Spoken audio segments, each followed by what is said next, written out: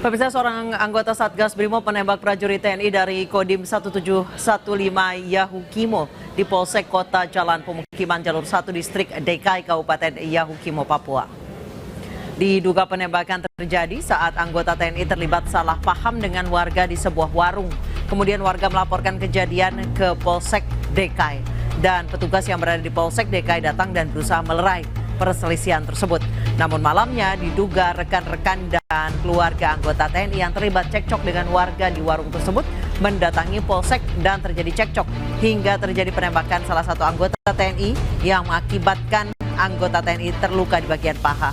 Hingga kini kasus masih diselidiki pihak kepolisian Polres Yahukimo.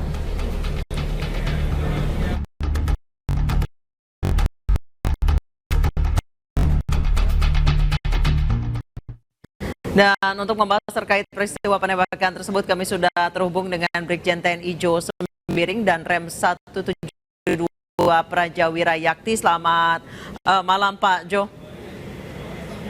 Selamat malam, Mbak. Baik, Pak Jo, dari kronologi yang telah kami sebutkan tadi, apakah benar demikian, Pak? Ya, baik. Yang pertama kita menyesalkan kejadian ini ya. Di tengah kita membangun sinergi dengan satuan-satuan yang ada di Papua untuk menghadapi situasi yang kondusif, di mana saat ini seperti ini juga kita sama-sama bekerja, tapi di Yahukimo ini benar-benar kita sangat menyesalkan. Untuk sementara situasi di wilayah Yahukimo mulai kemarin sendiri sudah berjalan normal, aktivitas warga baik secara Polsek, Kodim juga berjalan lancar, dan jajaran TNI Polri, Kodam, dan Polda Papua telah mengirimkan tim investigasi untuk mengecek proses kejadiannya. Kemudian ini masih berjalan, kita tunggu nanti jika memang ada keterlibatan anggota kita yang melakukan prosedur atau kegiatannya yang tidak sesuai dengan peraturan, tentunya akan ada proses penyidikan sendiri. Dan Bapak Pangdam sudah menegaskan itu kepada saya. Dan saat ini staf saya dengan Pomdam, dengan Propam, dari Polda juga sedang berada di atas untuk melakukan investigasi terkait kejadian ini. Baik, jadi setelah insiden di warung itu pada malam harinya ada penggerudukan Polsek ya, Pak ya? Ya, sore hari itu di warung itu memang satu anggota kami ada luka, kepalanya bocor, artinya dipukul, dibawa rumah sakit, dan langsung ada sebenarnya kegiatan penanganan penyelesaian dilakukan oleh jajaran Kodim dengan Polres.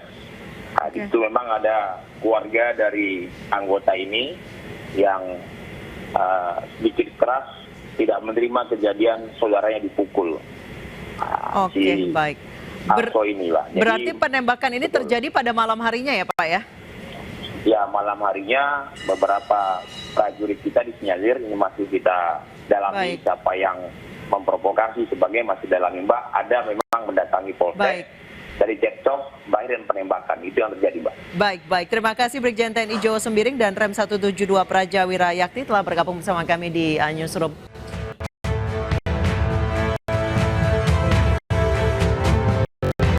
Sebuah layar raksasa jatuh dan melukai dua penari latar yang tengah beraksi di sebuah konser boyband di Hong Kong. Akibat insiden ini, seorang penari terluka. Sebelum akhirnya layar tersebut juga menimpa penari yang lain. Konser musik segera dihentikan dan manajer band meminta penonton untuk keluar dari arena dengan tenang. Dua penari yang terluka pun segera dilarikan ke rumah sakit.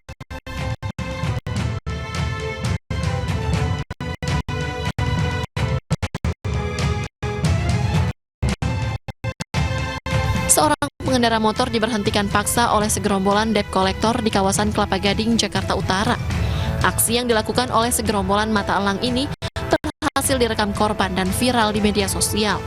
Dari video yang diunggah akun Instagram warung jurnalis ini, 4 orang pelaku awalnya memberhentikan motor korban.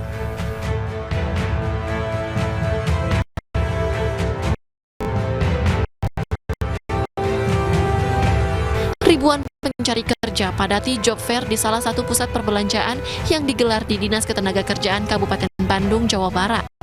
Tingginya antusias para pencari kerja dinilai imbas dari pemutusan kerja di masa pandemi COVID-19. Dari video yang diunggah akun Instagram terang_media, tak sedikit pelamar yang berstatus fresh graduate.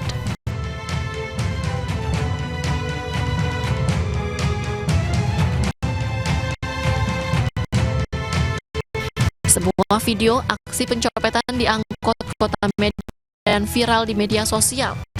Kejadian ini terekam oleh seorang penumpang yang berpura-pura sedang menelpon.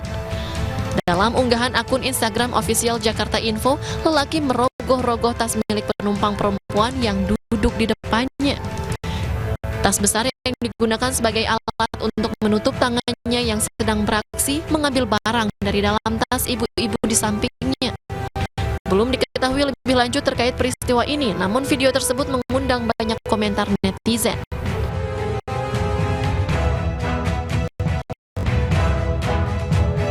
Panik melihat Polantas yang berjaga, sopir bajai ini nekat berjalan mundur sejauh 50 meter untuk menghindari razia di jalur busway kawasan Kramat Raya, Jakarta Pusat. Kejadian lucu yang diunggah akun Instagram info_Jabodetabek ini mendapat beragam komentar dari warganet. Setelah rencana pembatasan Pertalite dengan aplikasi My Pertamina, kini pemerintah berencana untuk membatasi Pertalite hanya untuk sepeda motor dan angkutan umum. Informasi selengkapnya akan kami hadirkan saja.